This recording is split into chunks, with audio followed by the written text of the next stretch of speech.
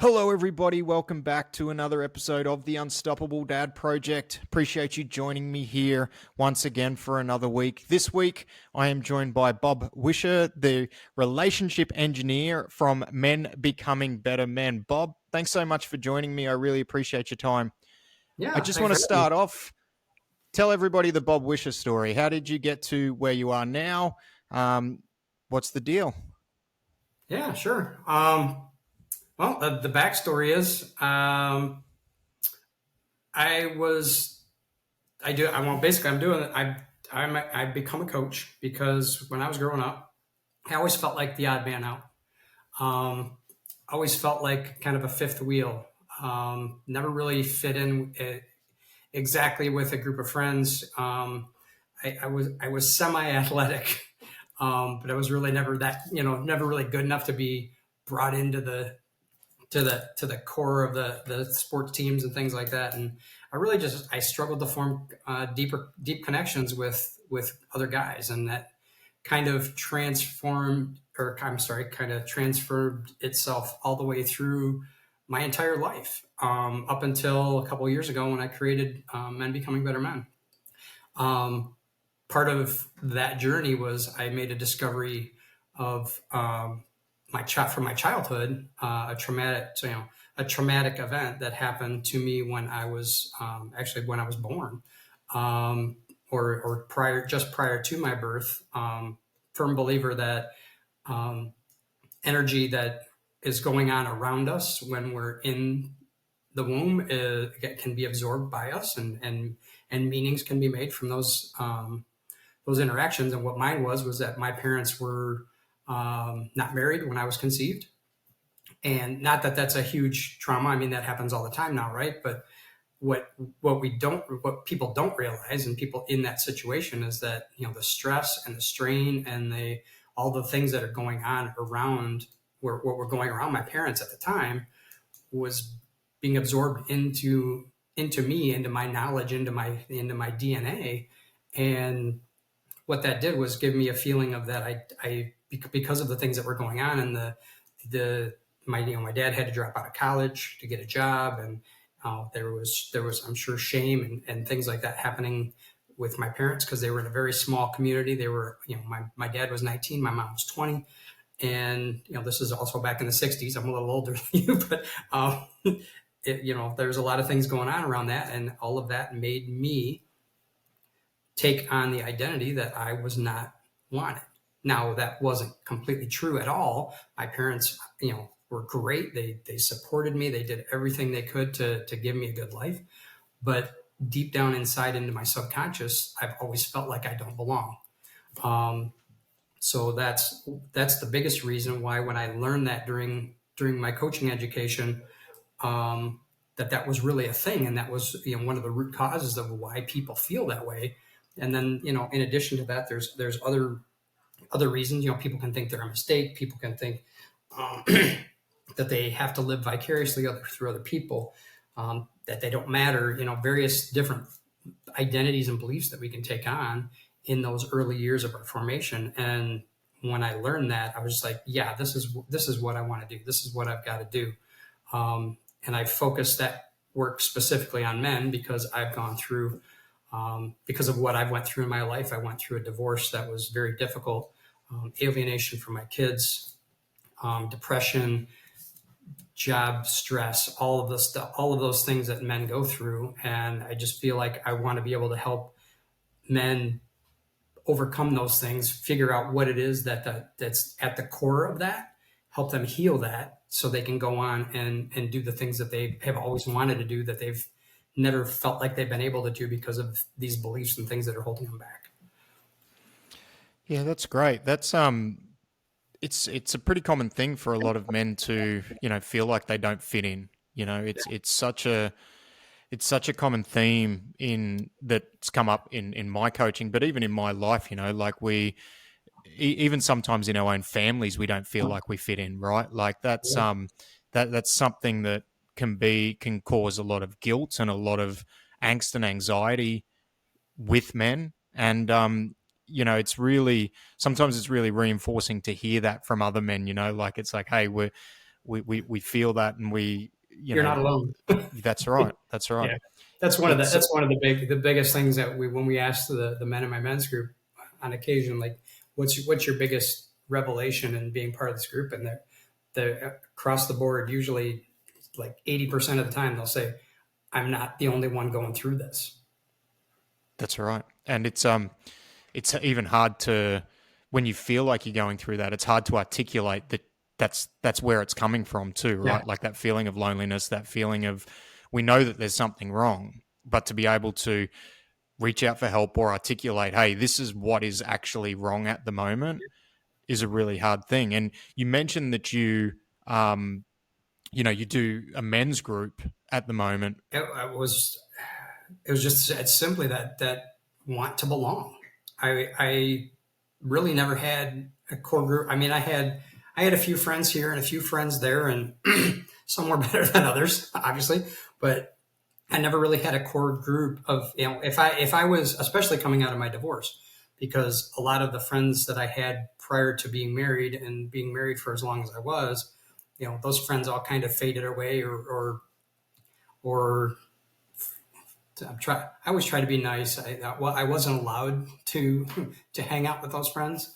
So then when I got divorced, all the friends that we had together, she got them in the divorce. So here I was at age 45. Most of my friends are gone. I really had nobody. And at that point, and that's probably one of the lowest points in a man's life, when he gets divorced like that. And it's like, my kids were graduating high school. My relationship was over, and I'm like, okay, what am I supposed to do now? What's my purpose? Where am I at? Where am I going? And who am I doing it with? I didn't have, if I had to, the old joke, if I had to bury a body at that point, I wouldn't have had anybody to call. So, yeah, that's why I started the group. It was to not only to find a group for myself that I could lean into and be a part of, and develop some friendships out of. It was also to bring, broken, like I thought at the time I was broken, bring men together that, feel the same way, and give them the opportunities as well. And it's worked out amazingly. We've been doing it for 5 years, and it's, it's almost like every other week when we get together, there's somebody's coming up with something that is new and different, and growth or transformation. And it's been a great thing.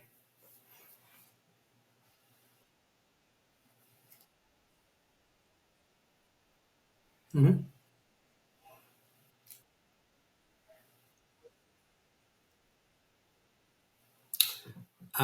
Whatever he wants it to be, ultimately. I knew for pretty much my entire life, I had that burning kind of something, that was going on inside me, that I knew that there was more.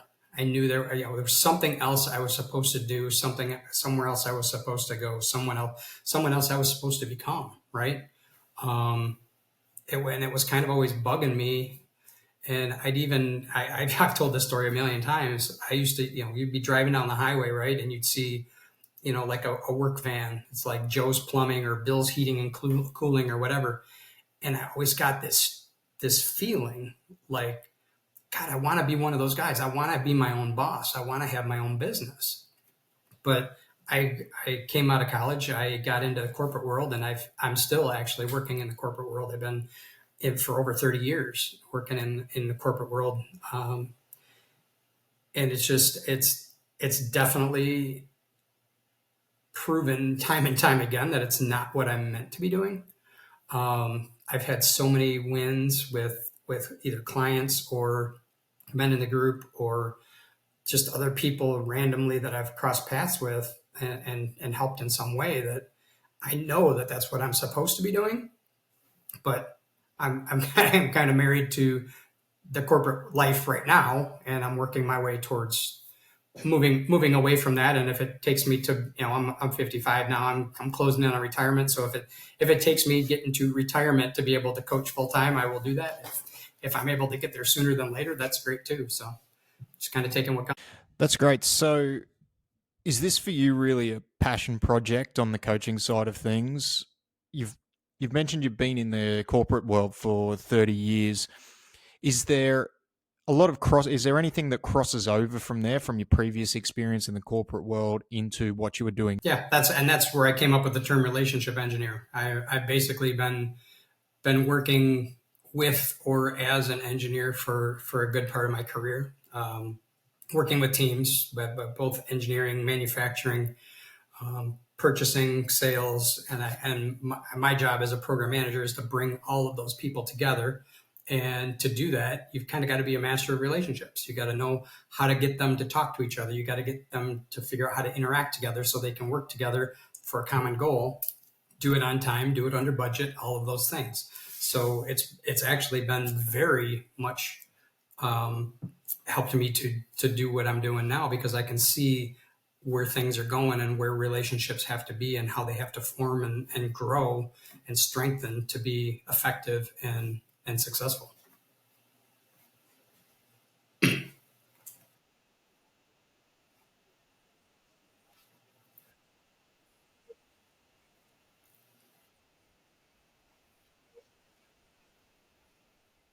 Well, I'm in the process of developing a new program. I call it MVP. It stands for Most Victories Possible. Um, and what we're going to do in the early stages of that, we're basically going to start at ground zero. We're going to talk about, obviously what your goals are, and then we're going to get real fundamental. We're going to talk about where you are with your health, where you are in your career, where you are in your marriage if you're married, or in relationships, where you are with your relationships with your kids. Trying to start with those fundamentals, excuse me, and build and grow and develop those. Because I see those as some of the most important pieces. Because if we're not right, first of all, if we're not right with ourselves, we're not going to be good in our relationships. If we're not good in our relationships, we're not going to, at home, we're not going to be good in our relationships at work, so on and so forth. They all build on top of each other. So that's where we would start out, and then build and grow from there into specific areas of wherever that person, whatever their goals and needs are within the context of the Is program. there a specific end goal that you're trying to work with people on, or is it very context dependent? Well, yeah, it's obviously what I always will focus on what the client is looking for, but I tend to work into three. Well, I guess my ideal client, right, would be someone that is either struggles with relationship or connections, someone that struggles with alignment, or integrity. In that case, I've worked with a lot of men that have trouble keeping their word to themselves. That's one of the most important fundamental things that I've found, will ruin not only your self-confidence, it'll ruin your marriages, it'll ruin your relationship with your kids if you're not able to be impeccable with your word. Keeping your word to yourself, keeping your word to others, it's huge. I think that's a huge factor in the divorce. The divorce rate as high as it is right now, and the majority of those divorces are started by the women because the men aren't being in integrity with themselves and or their spouses. So I think that's huge. And then the third piece that I work on is purpose. Again, back when I went through my divorce and my kids were graduating high school, I was standing there. I'm like, wait a minute. I thought my purpose was to raise my kids. And I'd been under that premise for about 18 years. My daughter was 17 at the time.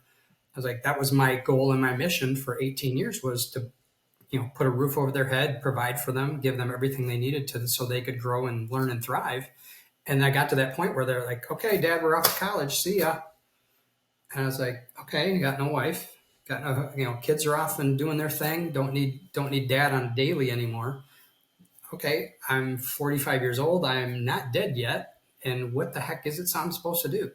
So when I engaged with my first coach, that was one of the first things I worked on, was determining what my purpose was. And I very quickly found out that it was to be in service of others and help others. I like to picture it like a ladder. I have my coach that's above me, and he's got his hand back, and I'm reaching up for him and grabbing his hand, and but at the same time, I'm reaching back down the ladder for the guys that are a rung or two behind me, wanting to pull them up. So that's the visual I like to use when I'm thinking of purpose and growth and that kind Because of you thing talked about for two men. pieces there. You talked about alignment and purpose, right? And even though they're interconnected, there's Mm-hmm. they're really two separate things that need to be addressed. And the alignment piece, like you spoke about, alignment Yeah. is almost alignment and confidence are interconnected, right? Because when you're I've got a saying that I Mm-hmm. use a lot, and I've done a few episodes on it where I've talked about confidence, and confidence can be directly related to your ability to keep your word to yourself or your ability to actually follow through on something, because Yeah. you will become more confident in a particular area or a particular skill the more you do it. And a lot of that relate for a lot of people that I've worked with in the past comes back to, hey, you actually following through what you say you're going to do? Because if you want to get better at something, you better apply yourself to that thing. And if you're telling yourself you're going to do it and you're not doing it, then it's this self-fulfilling prophecy, right? So is that something you see come up a lot with the men that are in the Yeah. group, with the men that you're working with? Absolutely. Yeah. Absolutely. My wife and I used to like to call it interested versus committed. Everybody's interested in becoming a better man. I can put that phrase up and people look, oh, what's that? Oh, tell me about that. Oh, we want to be a better man. Oh yeah, I'd like to be a better man. Well, here's what that looks like to get really deep down and dirty with it. And they're like, oh, I'm interested in being that, but I don't know if I'm so much committed to it. So it takes a lot of, like you said, a lot of courage to say that I don't have things all figured out. And the next step of courage is, obviously, as you know, is putting your money where your mouth is, investing in yourself. And I know for me, I have my best periods of personal growth and expansion and transformation when I'm working with a coach. And I've spent thousands of dollars. I actually, my wife and I were adding it up the other day. It's if it's not six figures by now, it's darn close. But people don't understand, and that's what it takes to be able to have that. Otherwise, you're just going to stay stuck on that same hamster wheel for your entire life. And it's funny when I think back to just before I started with my first coach. I was 240 pounds. I was overweight, had some health issues going on, and I remember the conversation with my wife. They, Weight Watchers wants $50 to do an online membership, and I couldn't believe. I'm like, wow, spending $50 on myself, that seems like a lot. And now I laugh at that mindset, that I was afraid to spend $50 a month to improve my health, and now I've spent thousands of dollars to improve everything about my life. And it's a night and day mindset shift. And like I said, you got to feel an urgency, and you got to feel like, I need to do this now, or you're just going to keep spinning on that hamster wheel and going through the motions of life. And I It's don't want to the be there it's the anymore. whole it's the old lead a horse to water thing, isn't it? It's one thing, especially Yeah. with coaching and being in the coaching space. I in fact, most of what I can show you or what I can teach you, I'm putting out for free online. But that investment Mhm. in yourself sometimes is the catalyst that people need to actually take the action and follow through. Like, there's a whole accountability piece that comes into it when you have a good coach who can leverage that accountability for you to follow through on that word. And there's a lot of times over the last 15 years where, I think that when we talk to people about change, it's a spectrum that they're on, and you have to be at the positive end of the spectrum in order to take action. And for a lot of people, they're more comfortable staying where they are than they don't want the uncomfort that they're going to feel to take the action to change is more uncomfortable than the discomfort they're feeling staying where they are. And it's Yeah. Oh yeah, and it's uncomfortable. What I do every day is uncomfortable. I like I said, I've paid a lot for coaching, but and every time my coach gives me something new to do, I'm like, no, I don't want to do that. And it usually takes me a day or two to get my head to catch up to my heart and say, no, if we're going to do this, if we want this to be the goal, we need to take these steps to do it. And it's going to be painful. It's going to suck. It's going to be hard. But it's funny that we had a retreat last month where my coach and a bunch of his clients got together, and we went on a hike in North Carolina, and we were walking the trail. We were going to a waterfall, and we got out of the car. We geared up. We were trudging along, and we were flying. I mean, I've never hiked so fast in my life, and I was the oldest of the group, and I'm getting a little winded, and these guys are just flying. And he finally stops us about a mile into the trail, and he sits us down. And he's like, "Guys, why are you in such a hurry?" And he's like, everybody's looking. He noticed. He's like, we're all looking down at the ground looking for roots and rocks and whatever, so we don't trip because we're going so fast. We didn't want to trip. He's like, you're missing the whole thing, man. You're missing, the trees and everything that's going on around you and the beauty of this.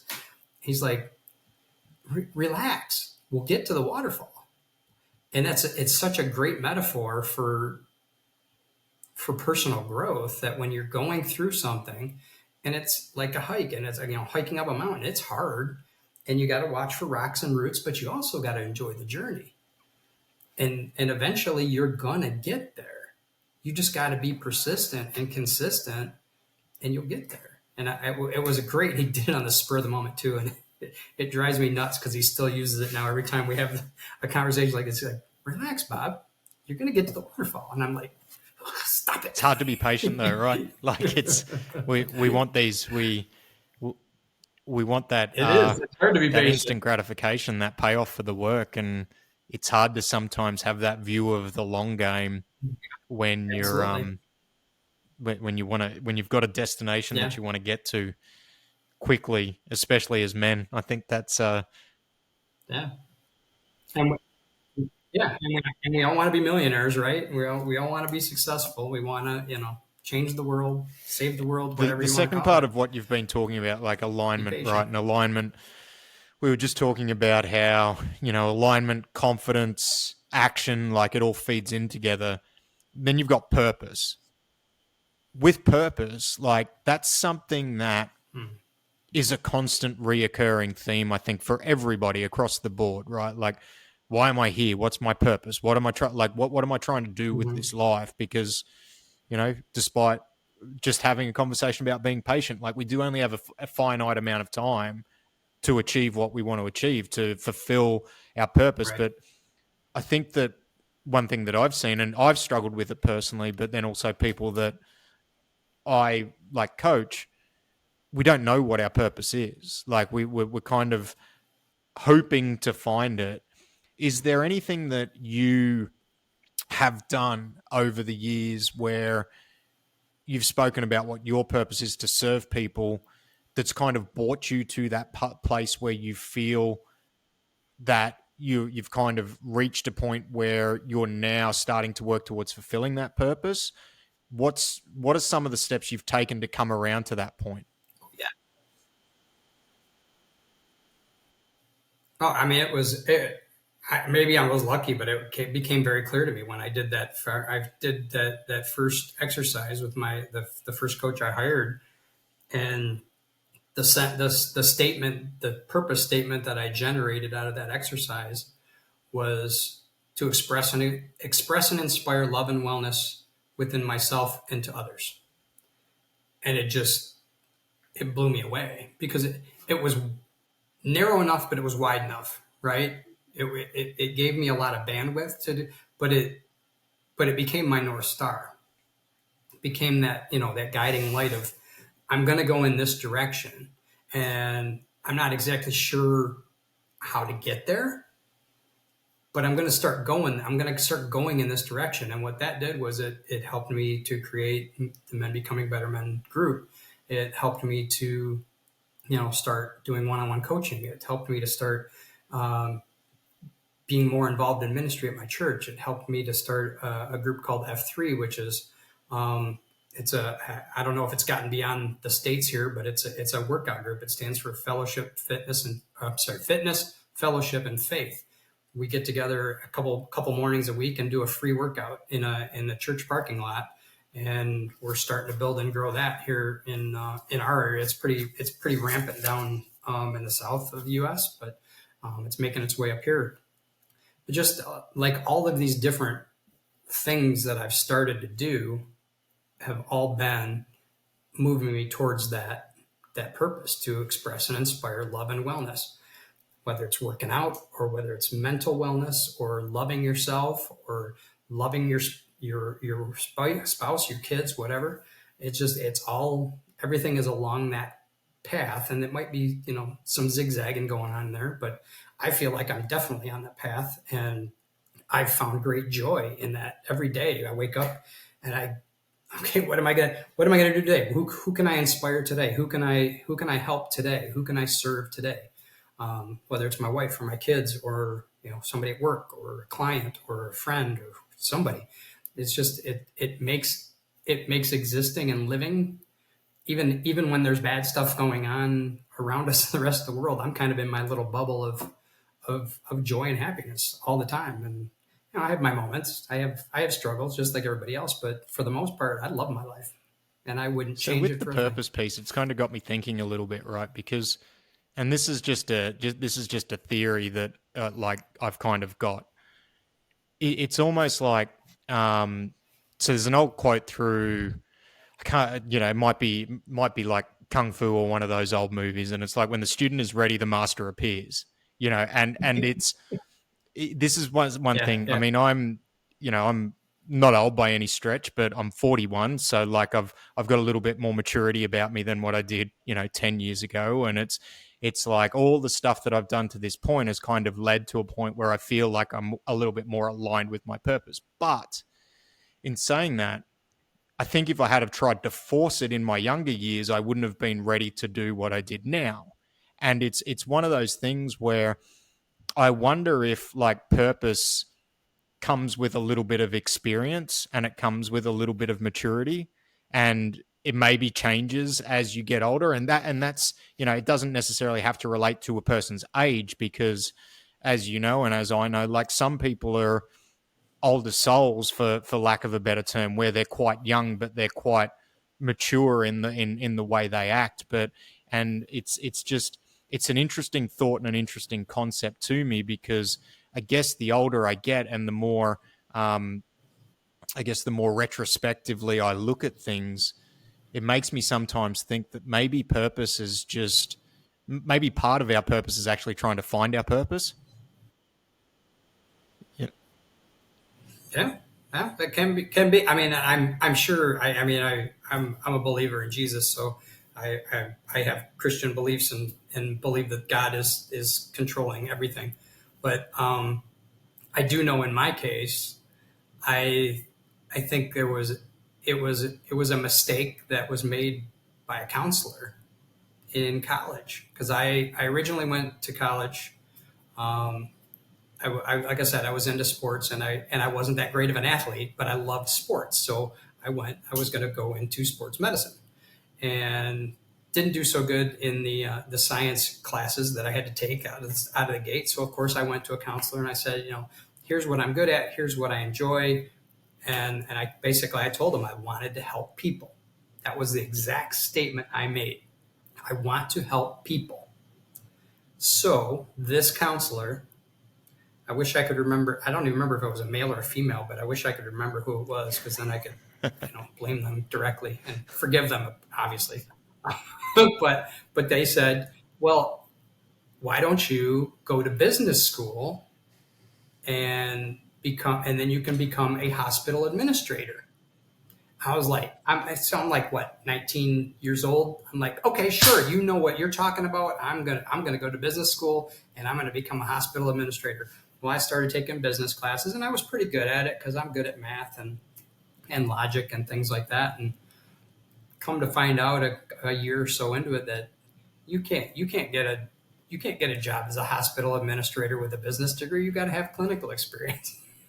So so there I am. I'm like, okay, now I'm going to have this business degree, and now what do I do with it? Well, I live in Detroit, and everybody knows what Detroit is famous for: cars.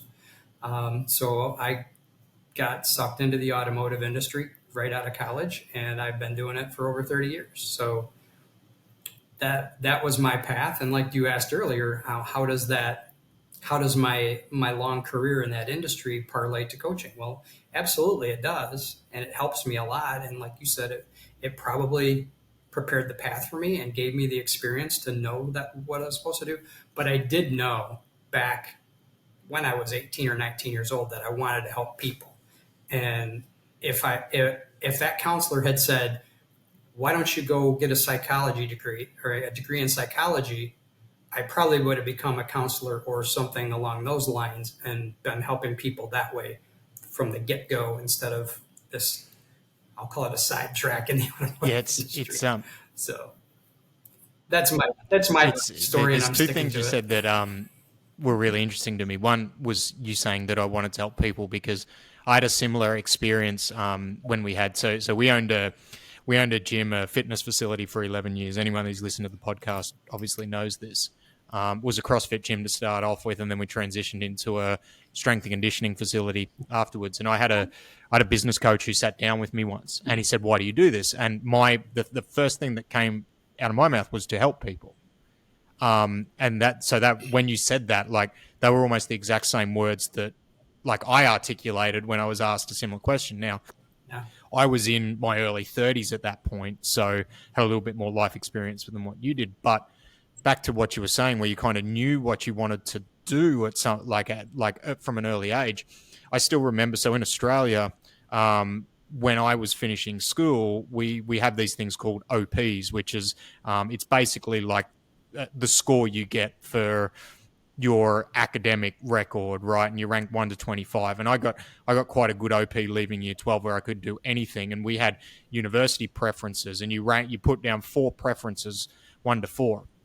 And I was very good at maths, very good at science when I left school, and was told all through high school, wasn't a career counselor, but it was very similar to you, where someone said, like, you should be doing engineering. So I put down engineering as 1 or 2, and I put down teaching as 3.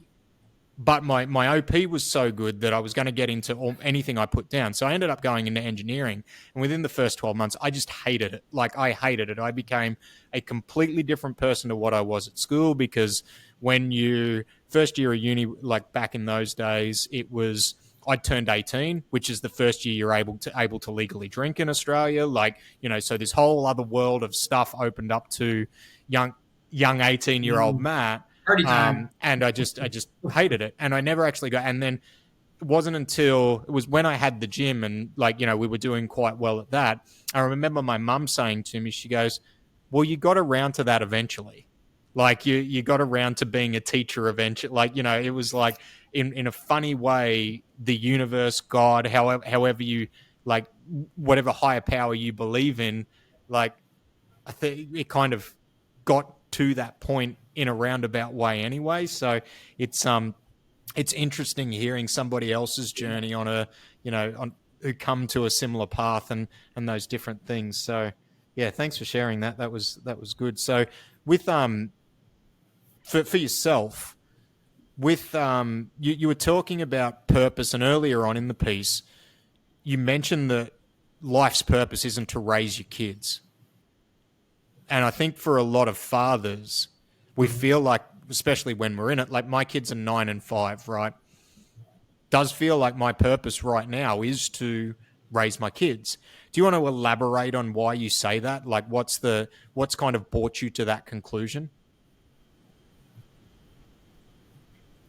Yeah, because I like I said, when I had that realization when my kids got to that age, and there was nothing left to do at that point, I was lost. And I think my advice to fathers of younger kids at this point, you know, yourself included, is to, you know, well, and you're kind of there. You're developing that bigger purpose. You're not just, again, I think a lot of us, you know, like, well, both of us, we went to college. We followed the path that we thought we were, you know, or that was recommended that we follow, which wasn't right, which we've luckily realized that. But if I feel like if I was to have been able to follow that path and have my kids at the same time, I mean, I look at guys like Tony Robbins and Ed Milet and guys that have been doing it for decades, and I wish I could have been doing it for decades because of all the people that I could have helped. And I just wish I had found more of a purpose back. I mean, I guess the other part of it, to answer your question, is I spent a lot of hours from the time my kids were born till the time they graduated from high school, playing video games, doing yard work, doing things that were not value added. They were value added, you know, yard work and things like that around the house were value added to my family, but video games and reading fiction books, those are the two big. If I could have the hours back that I wasted doing those two things, and third, sorry, watching sports. I spent hours and hours baseball, football, hockey, whatever.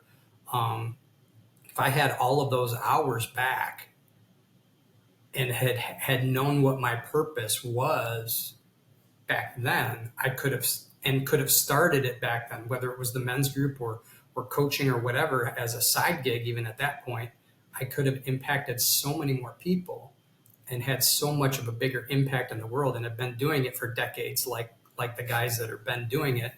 And I just it's a regret. It's not the end of the world. I'm glad I'm finally where I'm meant to be now, but I really, really wish I could have started it sooner and done it longer. Just because A, I'd know more, and B, I know for a fact I wasted a good 20 years not learning anything at all. I was reading fiction books. I didn't read it. I didn't crack a self help book until I was in my mid 40s, and I started reading like No More Mr. Nice Guy and the Four Agreements and Way of the Superior Man. I started reading those books, and my mind was blown. My mind was blown. I was like, why did I not know this stuff 20 years ago? Oh, well, that's because you didn't pick up the book, you knucklehead. And to have known some of those things that were in those couple books that I mentioned, if I had been doing those in my first marriage, it might not have gone south. Yeah, it's yeah, It might have been better. And my kids turned out really, really good. Actually, they're both currently in medical school. So my kids couldn't have really turned out any better, but maybe they did. Maybe they could have turned out better. I don't know. let me ask you one question on that. Do you feel so? You're talking about time that was wasted. And look, don't get me wrong, I'm a big believer in the fact that a lot of us are a lot more capable of achieving more than what we believe we are from a capacity point of view. In fact, like for me personally, right now, I'm kind of going through this phase of let's call it expansion, where I'm adding a lot more stuff in, and I feel like I'm stretched really thin between study, the podcast, coaching, and I've got a lot of plates up in the air at the moment. But I'm getting through it, right? And so for me, you actually mentioned fiction books. I've actually gone the opposite direction, where I'm like, I get to the end of the day and I want to read, but I've done so much other stuff that my brain is just full. So like I'm now like I've actually gone and bought like my first fiction book, which is completely opposite to the self-development like style of things because I just need something to decompress at the end of the day, right? And kind of leads me back Yeah. to another point where we were talking about, and it's hard because it's a very hypothetical question here, right? But do you feel that if you had have picked up those books at the stage of life you were at, you would have been ready to receive that information, or do you think that it would have been dismissed potentially, and it would have kind of led you down the same, like you would have gone down the same path you were anyway? Honest answer, I have no idea. I have no idea. I mean, I was heavy duty into like fantasy sports and stuff like that, and I used to love it. But I also remember thinking, wow, I'm really good at this, and I really have this skill, and whatever this skill is that makes you good at playing fantasy football, whether it's intuition or whatever it is, I don't even know. Had I used that for something more fruitful, it could have been a success. I might have been open to it. Might have been ready for it, Yeah, but it's just I have no idea. I want to think I would because have, but the reason I the guess past is I'm past.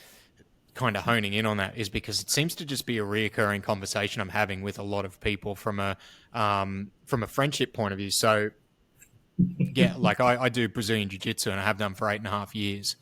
And one of the things I love about Brazilian jiu-jitsu, other than the sport and the art and the challenge that it presents, is the time after class where you actually get to sit down with a group of like-minded men and you get to like just converse. And sometimes it can be very like deep and esoterical conversation around like, and one of the things that comes up a lot with jiu-jitsu is I wish I had started earlier.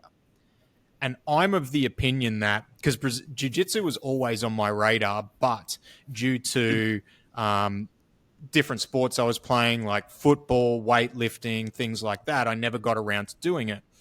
And then I started when my daughter was about 6 months old. And I've done it and I've stuck with it ever since without any long durations off. And I look at it, and even though it would have been great if I could have started, my body would have thanked me a lot more if I had have started in my 20s rather than my 30s. I don't think I would have been. I look at Matt at that point and go, I don't think I would have been mature enough to put up with the trials and the tribulations that I've had to put through to get through it, to get to the point where I'm at now. And that's where, that's why I kind of asked that question, because I guess I've been a very retrospective from that point of view, where it's like, yes, we can always work harder. Yes, we always want to push to be better. And yes, we want things to happen quickly. But I look at things when it comes to self-development, and I think there's a big element where we've got to be ready to receive the information. And if we're not, I think it can cause us to go almost down a completely separate path that is maybe even worse than having to wait a little while. So yeah, just that's kind of my thoughts on it. It's something that I've been, I guess, mulling over for a little while now, just due to different conversations that I've been having.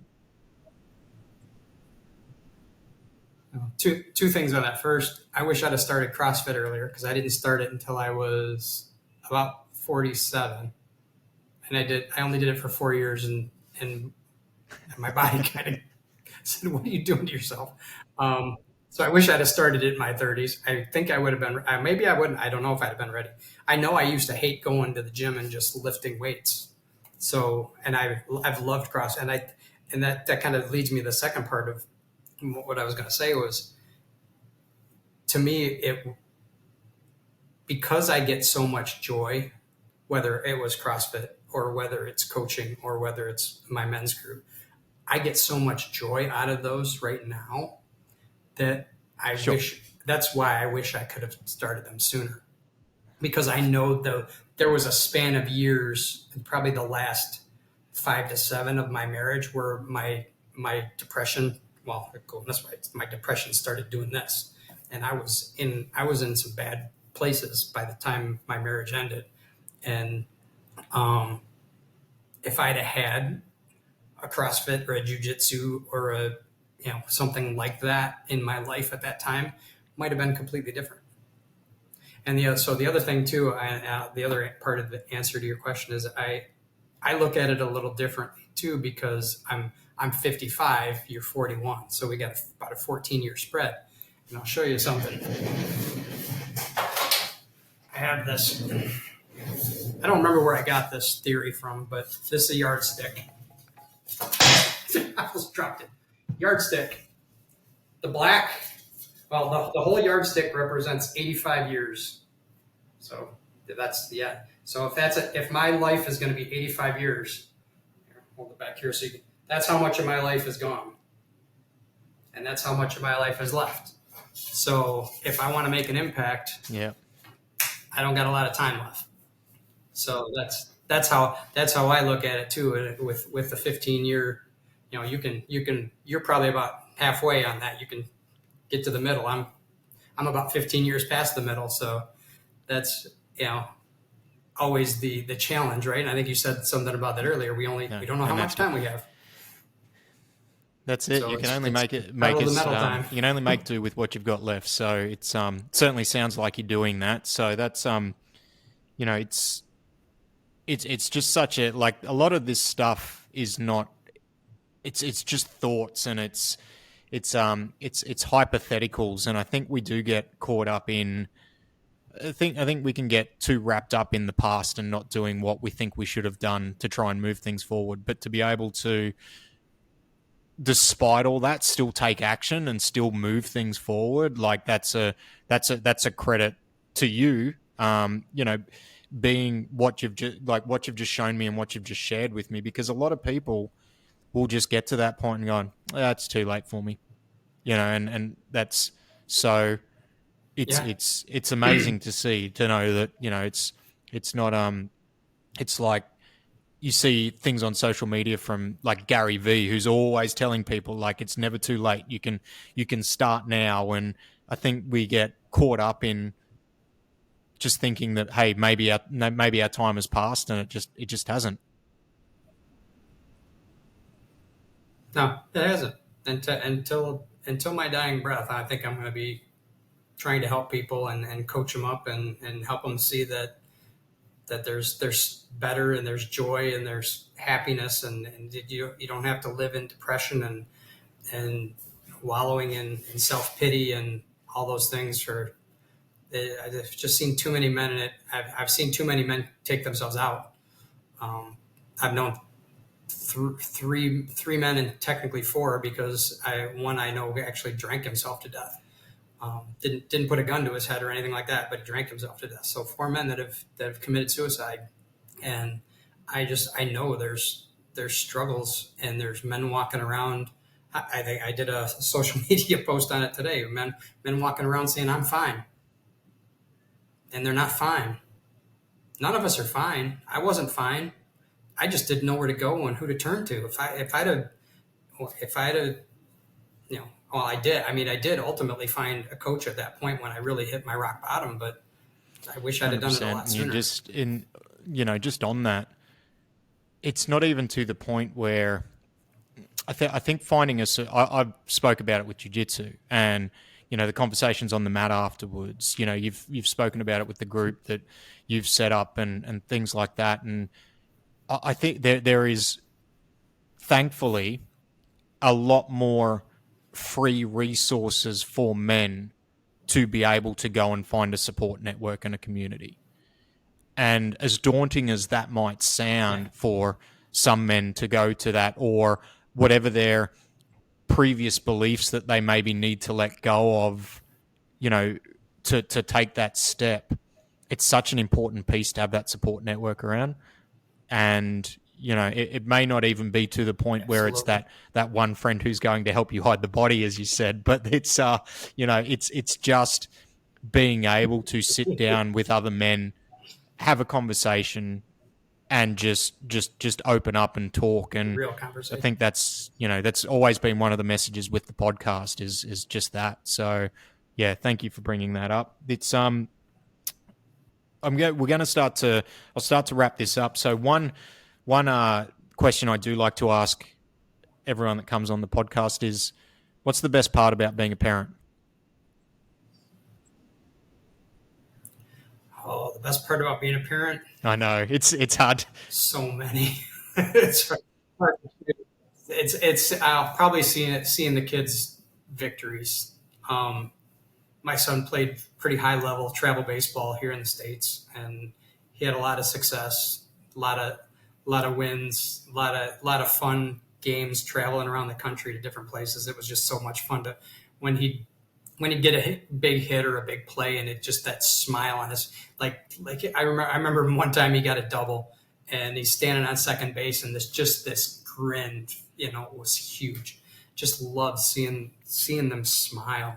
And now, like I said, they're both in medical school. They both done their white coat ceremonies in the last year or two, and to see them up there on stage, getting that white coat and getting to that next milestone in their journey, and becoming doctors, it wouldn't change it for the world. And I had it in my notes, the one thing, the one piece of advice that I want to give to dads out there, especially very very new dads. The one thing that we did that I think really set our kids up for the success that they've had is we started reading to them from day one. We would read them whatever book, because obviously when they're infants they don't know, they're just hearing things, right? But as they could learn and comprehend and pick, I want this book, even though it was the same book half the time over and over again. We read to them consistently every single night up and until they could read it themselves. And then for at least another year or two, I don't even know when it started, they would read to us. And I think that was so amazing. And I can remember my son or my daughter, one of them, one of the two. I remember going into one of their like third or fourth grade conferences, parent teacher conference, and the teacher saying, I can't tell you anything about your child because they're reading at like a ninth grade level in third grade. And I was just like, hey, I really think that was a key and a catalyst. And if I think if every parent was able to do that and take that time, not to mention it's the time, right? It's the quality time with your kids to be able to do that. It That's sets them amazing up for advice. That's success something big that time. we've done with both our kids, which is, as you said, like I think the developmental side of it is it's such an important, especially now with both of them in school. Our youngest is in his first year of official schooling, and we've had and he's one of the youngest in his class, and we've had comments about where he's at from a communication and comprehension standpoint, which is promising. But the quality time, like that's the one thing I look back on now, like the giggles and the laughs when when you're reading a book and you're being a bit silly with them and making reading just a fun thing for them to do has just been it's amazing. So yeah, Yeah. that's really really great advice. So Bob, thanks so much for joining me. Before we wrap up, do you want to let everybody know where they can find you, social media pages, your group on Facebook? Plug away. Yeah. Well, the Facebook group is a private men's group. You have to apply to get in, but if you search groups, it's Men Becoming Better Men. You apply, answer the questions, I'll let you in. As long as you got a picture that looks like a man, you're in. Um, that's my only criteria. I can't. It's hard to tell sometimes. Instagram and TikTok, I'm the relationship engineer, all one word. Um, And then if you want to reach me directly, go to my website, www.menbecomingbettermen.com, all one word. Um, got some information there.